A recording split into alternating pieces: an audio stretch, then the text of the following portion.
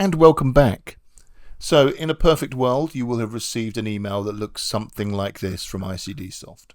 This was the email that I got when I set this account up. Literally says, "Hey Nick, we've created your domain name. In my case, it's marketingconsultantbusiness.com. Yours will be whatever.com. It then has lots of information about how to set up your email settings, web UI settings. It gives you the host name if you want an FTP up there, your username and your password.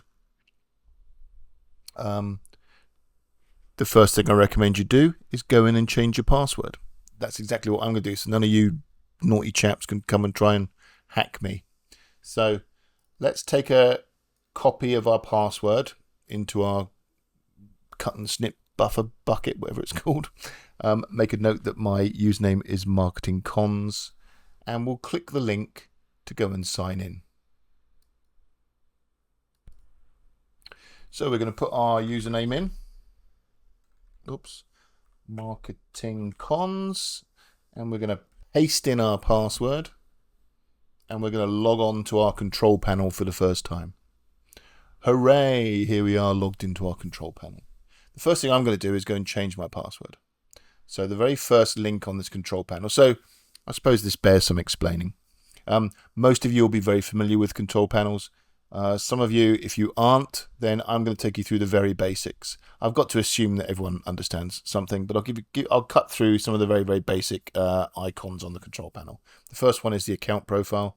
Let's go in there and change our password. Obviously, they'll have your email address details and your phone number. Don't call that phone number. It's not my real phone number. The current password we can paste in because we've still got it in our buffer. Then we're going to type in our new password.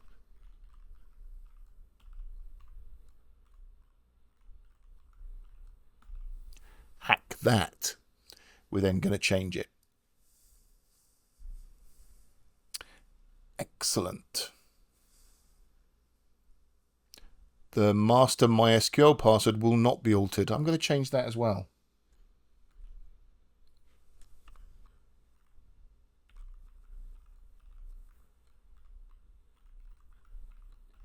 I'm setting both my SQL and my main website password to the same thing.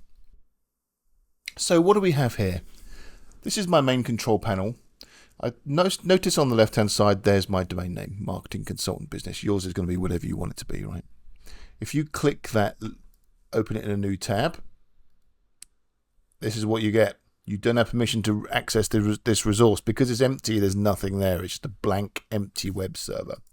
Let's have a look at the files under the covers there. So if we look into the File Manager icon on the control panel, it's just like Windows Explorer, right?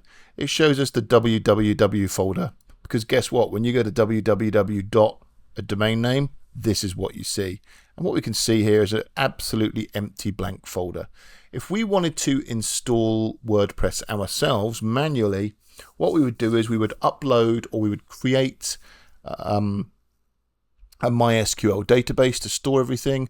We would set the username, the password, all of those details with the SQL database. We then create an FTP account.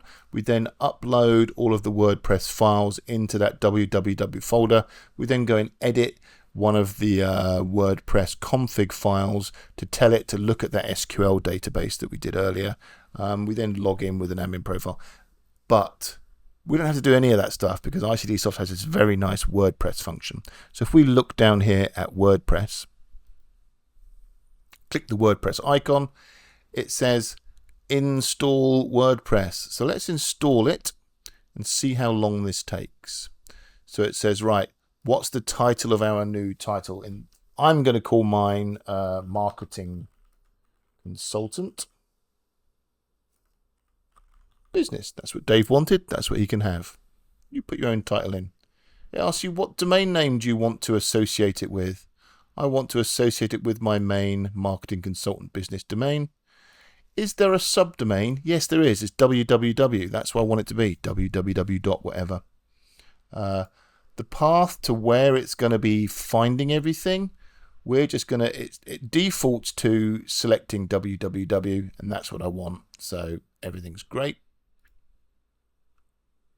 It then asks us some details. Of course, we're going to be using www. We're going to use HTTPS. That's my URL name.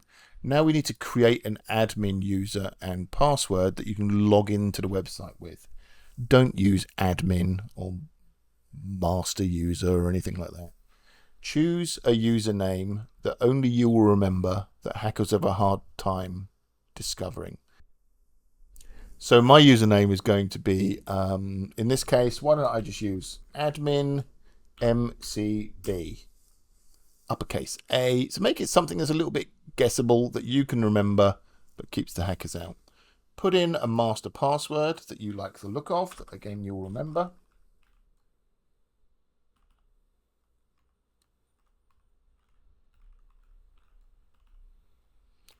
Put in the main email that you'll be notified of anything that's going on the website. And you can elect to automatically upgrade to new versions. Why not? And of course, we've got to accept that this is part of GPL license in order to install this password. Make a note of your username and password before you forget. And click install. That's it, it's off. The hamsters inside the ICD soft machine are now running around, creating a database for us on this server and installing all of the WordPress files. So I don't know how long this is going to take. I don't think it's going to take very long at all. Oh, there we are. Boom, it's done. How easy was that? So we already have straight away a website. So if I now go to this tab that I opened a minute ago that said you haven't got permission, if I refresh this, what I should see is an empty WordPress website. So let's refresh. Ta-da! There's our empty WordPress website with a simple post on there. Hello world, created by this chap called admin MCB at today's date. And there's a sample comment against it as well. So, hey, there's your website. How easy was that? Now, let's go through some of these details in a bit more of a detailed level and explain what's happening under the covers. And then we'll get onto themes and plugins.